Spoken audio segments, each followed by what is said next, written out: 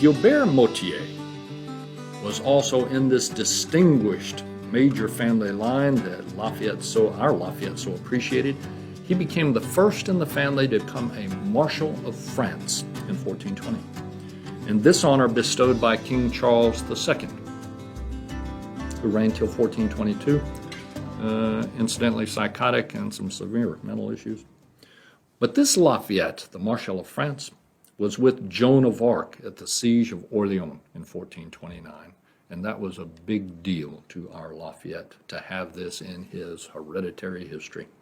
And on June 18th that same year, at the Battle of Patay, just north of Orleans, the English suffered a crushing defeat at the hands of the French, and it was the beginning of the end of the 100 Years' War between England and France.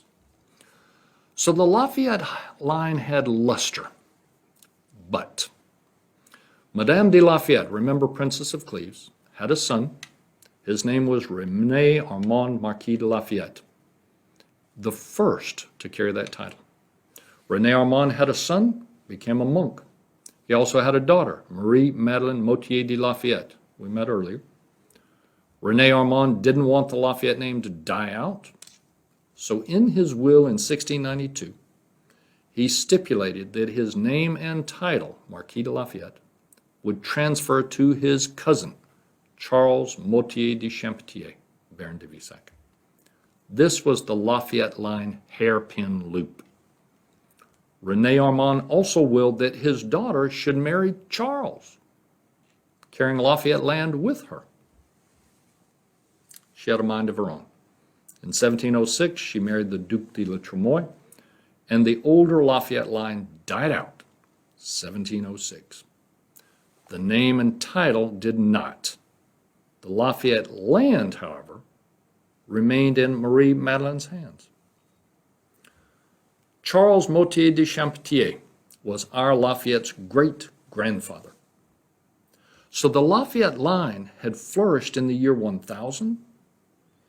The Champetiers, that cadet branch, popped up in the 1200s. And then near 1600, a side chain of Champetiers showed up for a couple of generations, then died out, a cadet to the cadet.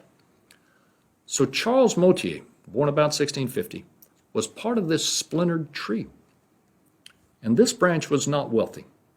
Young men in service to their king, they expended their wealth and died in battle. Charles, however, retired from battle, and he focused on building his fortune. So he owned the chateau at Vissac in the Auvergne.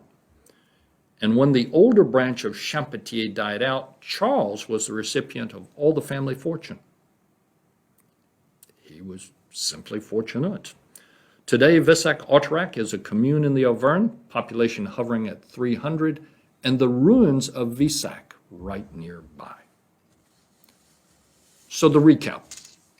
The fief of Lafayette, and between La and Fayette, but that's spacebar, under Louis XIV in 1690, by letters patent, becomes a marquisate. René Armand, Count and Marquis de Lafayette, son of Madame de Lafayette, the writer, and Francois Motier, the Comte de Lafayette, died September the 12th, 1694.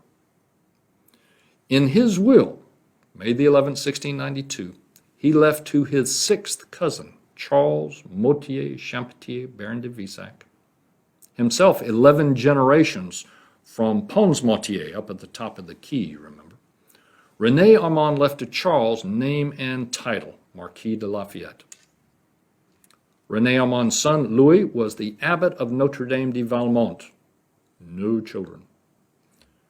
His land, René Armand leaves to his daughter, Marie Madeleine Motier de Lafayette. She does not marry Charles, as her father had intended, but instead the Duc de la Tremoille in 1706. In her will, July 3rd, 1717, she bequeathed the land to her 6-year-old cousin, Jacques Roche Motier de Lafayette. Jacques Roche died January 18, 1734, fighting Austrians at Milan in the War of Polish Succession. His brother, Michel de Motier, inherited the land and title, And this was our Lafayette's father. When Michel died, August 1st, 1759, the title and land passed to his son. This would be our Lafayette. Charles's son, Edouard Motier de Lafayette, was the first to dispense entirely with the name Champetier, and henceforth for him it was Marquis de Lafayette. And this was our Lafayette's grandfather on his father's side. Professor Lloyd Kramer says Lafayette is a symbolic text, and that text has to do with style. Joseph Epstein says style in prose is intelligence perfectly formulated, a writer's way of seeing the world. A question, Proust says, not of techniques but of vision. Volcanoes, castles, and culture make the backdrop for Lafayette's style and his pedigree.